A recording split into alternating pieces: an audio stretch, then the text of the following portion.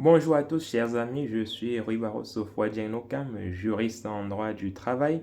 Alors aujourd'hui, il m'a été posé une question importante, à savoir, mon employeur a l'habitude de me donner une prime de fin d'année. Certes, cette prime n'est pas prévue par la convention collective, mais chaque année, il me donne cette prime-là, comme pour me remercier du travail accompli tout au long de l'année. Donc on peut dire en quelque sorte, c'est une prime, c'est un peu comme une prime de 13e mois. Est-ce que il peut décider du jour au lendemain, voilà, de supprimer cette prime-là sans mon consentement?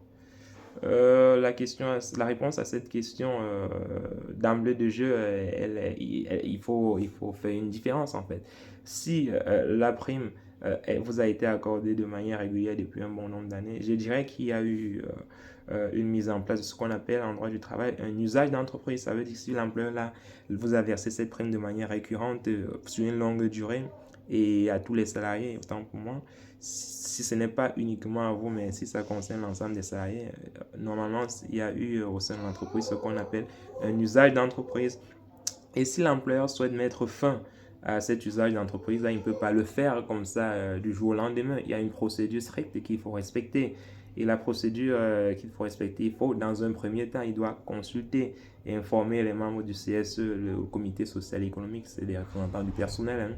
Il doit informer le CSE s'il en existe un au sein de l'entreprise. Et une fois qu'il a informé le CSE de la suppression de cet avantage-là, il doit informer individuellement chaque salarié par un courrier qu'il peut envoyer soit en lettre recommandée ou bien soit par une remise en main propre.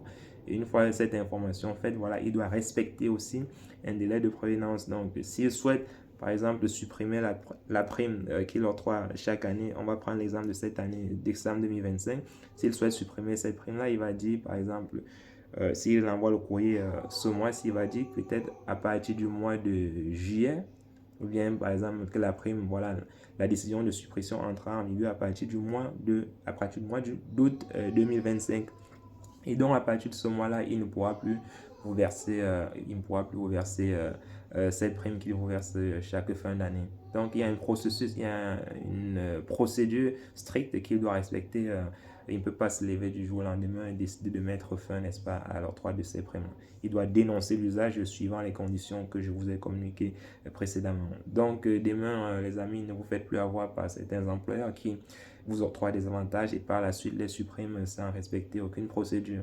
Voilà, je crois que c'est assez clair pour eux maintenant. Donc, n'hésitez pas, à chaque fois que vous avez un doute, vous pouvez aussi vous rapprocher de votre employeur ou bien vous rapprocher d'un avocat en droit du travail qui pourra vous accompagner dans le cadre, n'est-ce pas, des procédures, dans le cadre de vos revendications vis-à-vis de votre employeur. OK?